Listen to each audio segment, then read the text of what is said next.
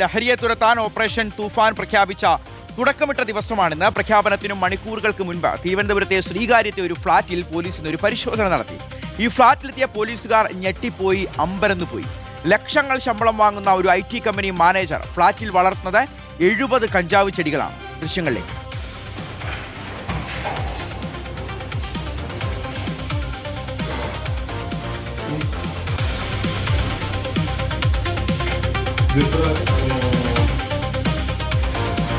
How many months holding? These are decided.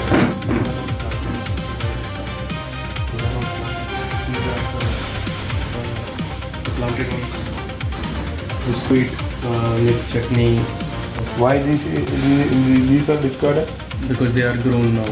They can have. They are grown now. Yeah, so they are not useful.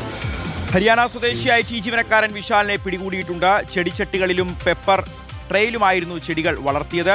Harimohan ഈ വാർത്തയുടെ വിവരങ്ങൾ നൽകും. ഹരി ആളൊരു കർഷകനാണ്, പക്ഷേ കഞ്ചാവ് കൃഷിയാണ് നടത്തുന്നത്.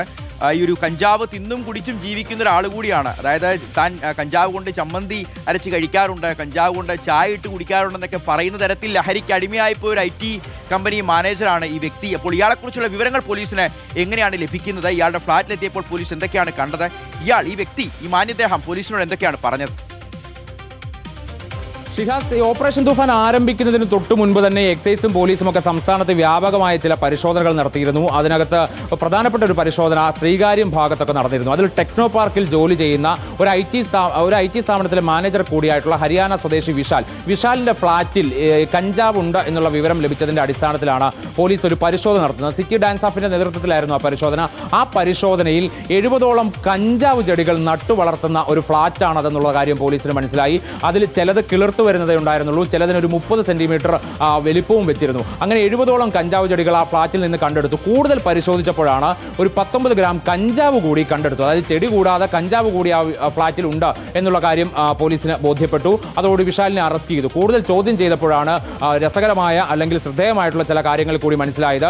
ഹരിയാനയിലെ ഒരു രീതിയാണ് എന്നുള്ളത് കൂടിയാണ് വിശാൽ പറയുന്നത്. അതായത് ചമ്മന്തി അരയ്ക്കാനൊക്കെ കഞ്ചാവ് ഉപയോഗിക്കുക, ഭക്ഷണ പദാർത്ഥങ്ങളിൽ കഞ്ചാവ് ഉപയോഗിക്കുക, ഇതൊക്കെയാണ് വിശാൽ ഈ ദിവസങ്ങളിൽ ചെയ്തിരുന്നത്. അതായത് ആ കഞ്ചാവ് ചെടിയുടെ എല്ലാ സാധ്യതകളും ഉപയോഗിച്ചുകൊണ്ട് ലഹരി പരമാവധി ഉപയോഗപ്പെടുത്തുക എന്നുള്ളതായിരുന്നു വിശാൽ ഈ ദിവസങ്ങളിൽ ചെയ്തുകൊണ്ടിരുന്നത്. എന്തായാലും ഇത് അടുത്ത കാലത്ത് തുടങ്ങിയതല്ല. കാരണം ഈ മുട്ടയുടെ ട്രെയിലാണ് കൂടുതൽ കഞ്ചാവ് ചെടികൾ വെച്ചിരുന്നത്, പിന്നീട് ചെടിച്ചട്ടികളിലും. എന്തായാലും അത് ദിവസങ്ങളോളം മാത്രമല്ല, അതിനു മുമ്പ് വലിയ പഴക്കം തന്നെ ആ ട്രേ കണ്ടു കഴിഞ്ഞാൽ തോന്നും ഈ ചെടി നട്ടു വളർത്തുന്നതായിട്ട്. അപ്പോൾ ഒരുപക്ഷെ മുൻപും കുറേ ചെടികൾ നട്ടു വളർത്തിയിട്ടുണ്ടാവണം എന്നുള്ളതാണ് പോലീസ് ഇപ്പോൾ കരുതുന്നത്. എന്തായാലും വിശാലിനെ കോടതിയിൽ ഹാജരാക്കി റിമാൻഡ് ചെയ്തിട്ടുണ്ട്.